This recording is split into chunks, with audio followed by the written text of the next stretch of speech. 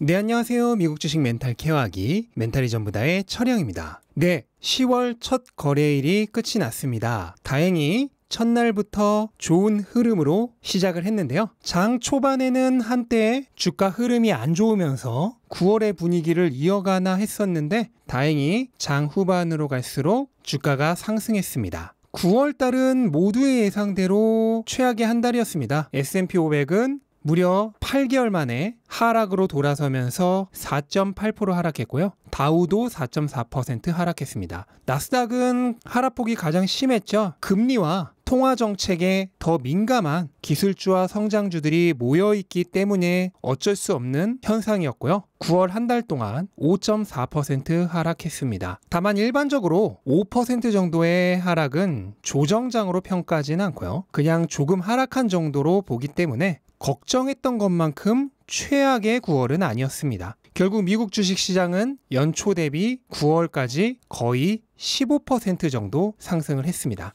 네, 그리고 오늘 장 시작 전에 개인 소비 지출 지수가 나왔죠. 개인 소비 지출 지수는 페드가 CPI보다도 훨씬 더 중요하게 보는 물가 지수입니다. 이 PCE 지수가 8월 달에 전년 대비 4.3% 상승했는데요. 이거는 1991년 1월 이후 무려 30년 만에 최고 상승률입니다. 이유는 에너지 가격이 연간 무려 25% 올랐기 때문이고요. 근데 이 에너지 가격은 사실 오른 게 아니죠. 작년에 기름값이 코로나로 인해 말도 안 되게 급락했기 때문에 상대적으로 오른 것처럼 보이는 것입니다. 그래서 이 식품이나 에너지와 같은 변동폭이 큰 물가를 제외한 핵심 물가 상승률은 전년 대비 3.6%고요. 지난달 대비해서는 0.3% 상승했습니다. 근데 핵심 물가 지수 3.6% 상승도 마찬가지로 1991년 5월 이후 30년 만에 최고 수치라고 합니다.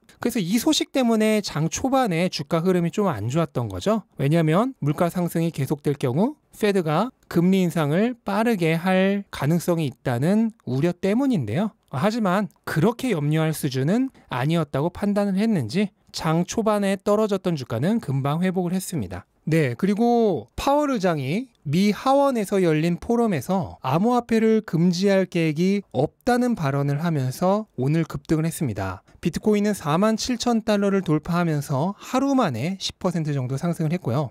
이미 제가 여러 차례 의견을 밝혔듯이 미국이 암호화폐를 금지할 가능성은 거의 없습니다. 가끔 비트코인이 커지면 미국에서 규제를 한다는 사람들도 있는데요. 하려면 아직 산업이 조그마할 때 해야지 산업이 점점 더 커지고 관련자들이 많아진 다음에 규제를 한다는 생각은 앞뒤가 안 맞는 얘기죠.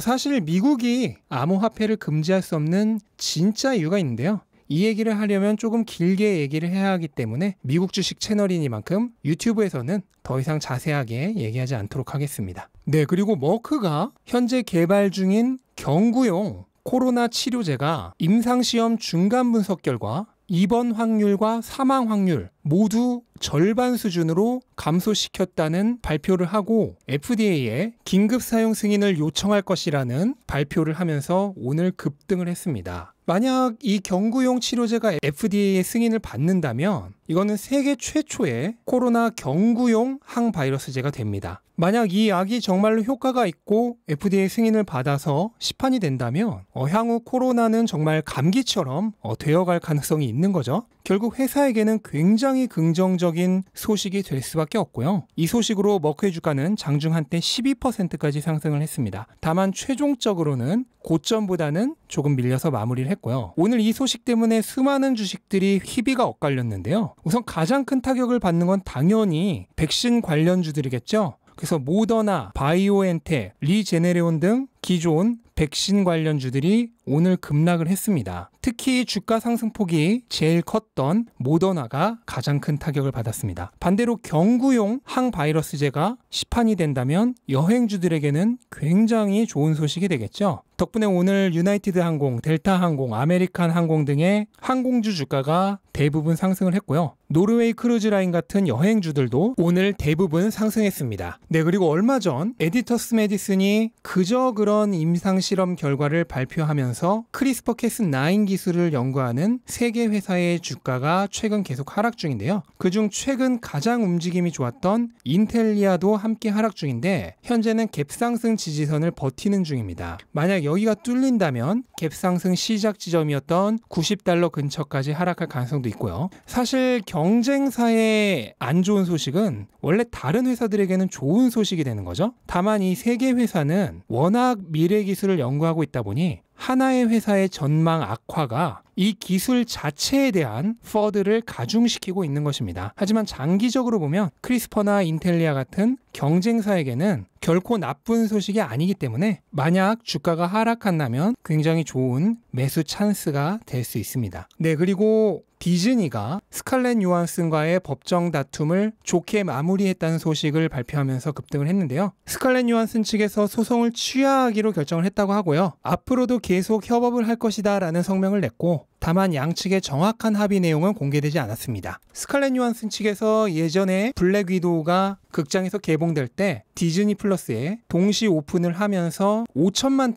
정도의 손해를 봤다고 소송을 걸었었죠. 근데 이게 양측에서 적절하게 합의를 봤다고 하고요. 이 소식에 주가가 4% 정도 급등을 했는데 디즈니 주가는 작년 말부터 1년 가까이 하락 삼각형 모양을 그리면서 박스권에 갇혀 있습니다. 삼각형 모양은 꼭지점에 다다를수록 어느 한쪽으로 방향을 확정 지을 가능성이 크다고 여러 번 말씀을 드렸죠. 하락 삼각형 모양은 일반적으로는 하방으로 움직일 확률이 더 높다고 보는데요. 그런데 그거보다 중요한 거는 지금까지 주가가 움직여왔던 방향입니다. 만약 주가가 지금까지 대세 상승을 해왔다면 하락 삼각형이라 할지라도 상방으로 움직일 가능성이 더 높다고 보시면 되겠습니다. 네, 그리고 애플은 이전 박스권의 상단 지지선을 지지 중인데요. 만약 뚫릴 경우 이전 박스권으로 돌아갈 확률이 있긴 있는데 일단은 추세 지지선을 버텨준다면 추세상 상승하는 주가 흐름은 유지할 수 있을 것으로 보입니다. 추세 지지선은 대략 $130 초반 정도고요. 아무래도 자사의 결제 시스템을 강요해서는 안 된다는 법원의 판결이 확실히 애플의 향후 실적에 실질적으로 영향을 줄 수 있는 부분이기 때문에 시장이 여기에 대해서 어디까지 부정적인 평가를 하게 될지는 조금 더 지켜봐야 할 것으로 보입니다. 네, 그리고 테슬라는 오늘 시장이 나쁘지 않았음에도 전기차 섹터가 전반적으로 부진하면서 테슬라도 함께 주가 흐름이 좋지 않았습니다. 하지만 지난 박스권의 저항선을 지지선으로 삼아서 오늘도 잘 버텨주었고 결국 $760에서 $800 사이에 새로운 조그만 박스권을 계속 유지하고 있습니다.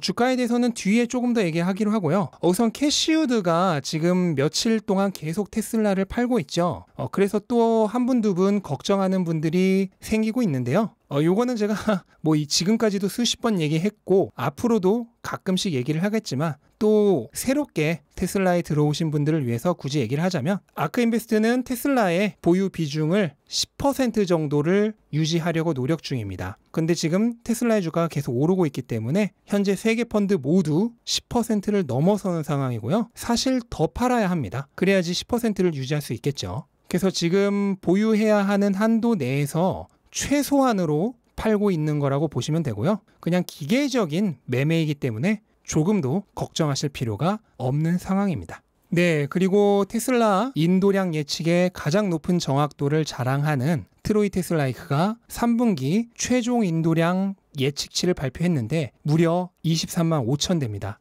유료 회원들을 위해서는 이미 23만 2천 대까지 예측치를 올려왔었는데요. 오늘 최종 예측치를 그냥 트위터에 무료 공개를 했습니다. 트로이 테슬라이크가 예측치를 올린 가장 큰 이유는 중국에서 9월 판매량이 5만 2천 대라는 루머 때문입니다. 이 루머는 중국 내 인도량 예측치 정확도가 가장 높은 테슬라 차이나 애널리스트에게서 나왔고요. 중국 내에서만 5만 2천 대가 팔렸다고 하는데 이게 수출 포함이냐는 트로이 테슬라이크의 질문에 아니라고 분명하게 대답을 했습니다. 그러니까 내수로만 5만 2천 대라는 것입니다. 이렇게 되면 확실히 3분기 인도량은 시장 예측치인 22만 2천 대를 훨씬 뛰어넘을 가능성이 높습니다. 다만 최근에 테슬라의 주가 흐름을 보면 시장의 실질적인 기대치는 아마 이미 23만 대 수준일 것으로 예상이 되기 때문에 23만 대를 넘는다 하더라도 뭐 그렇게 폭발적인 반응이 있을 거라고 생각하지는 않습니다. 다만 한 가지 걱정했던 것은 테슬라에 늘 나오는 패턴, 뉴스에 팔아라가 나오지 않을까 하는 점이었는데요. 근데 오늘 주가가 안 좋았던 건 오히려 앞으로의 주가 흐름에는 긍정적인 작용을 할 것으로 보입니다. 3분기 인도량이 주말 안에 발표될 가능성이 높죠. 그래서 3분기 인도량은 시장의 전반적인 기대 수준을 뛰어넘는데 주가는 오늘 오히려 내렸기 때문에 뉴스에 팔아라가 강하게 나올 확률은 낮아졌다고 봅니다. 이로써 다음 주에는 지금껏 계속해왔던 계단식 상승을 계속 이어나갈 가능성이 높아졌다고 보이고요. 주가 흐름이 깨지지 않고 이어질 수 있다는 측면에서 오늘 주가가 지지선을 버텨주는 수준에서 내린 거는 오히려 가격 흐름에 도움이 되는 것으로 생각을 해야겠죠. 그래서 10월 말에 있을 3분기 실적 발표 때까지는 큰 이변 없이 현재 주가 흐름이 이어지지 않을까 생각이 되고요. 그리고 3분기 실적 발표 때 테슬라가 어느 정도의 수익을 거둘지 테슬라의 마진을 보고 또 시장이 다시 주가 방향을 결정하지 않을까 생각됩니다. 인도 대수야 뭐 며칠 내에 발표가 될 거고 또 3분기에 뭐 새로운 가이던스는 나올 것이 없기 때문에 결국 실적 발표 때 마진율이 어떻게 되느냐가 관건이란 뜻입니다. 또한 실적 발표를 전후해서 기가 베를린과 기가 텍사스의 진척 상황도 주가의 향방을 결정짓는 중요한 요소가 되겠습니다. 결국 테슬라가 연말까지 지금의 이 좋은 주가 흐름을 이어가기 위해선 첫째로 3분기 실적 발표 때 시장 기대를 만족하는 수익성을 증명해 내는 것, 그리고 둘째로 기가 텍사스의 연내 양산 시작, 그리고 마지막으로 현재 늦어지고 있는 기가 베를린의 최종 승인이 결국 올해 안에 날 수 있느냐, 이 세 가지가 테슬라가 연말까지 전고점을 회복하기 위한 그리고 천슬라에 도전하기 위한 세 가지 필수 요소가 아닐까 예상해 봅니다. 네, 이렇게 10월의 첫 거래일 마무리를 해봤습니다. 다행히 첫날부터 시장 분위기가 나쁘지 않았는데요. 9월은 우리 모두의 예상대로 좀 안 좋은 한 달이었지만 10월은 부디 9월에 하락한 주가를 모두 만회할 수 있는 그런 좋은 한 달이 되기를 바라는 마음으로 오늘 영상을 마치도록 하겠습니다. 영상 도움되셨다면 구독과 좋아요 부탁드리고 즐거운 주말 맞이하시기 바랍니다. 감사합니다.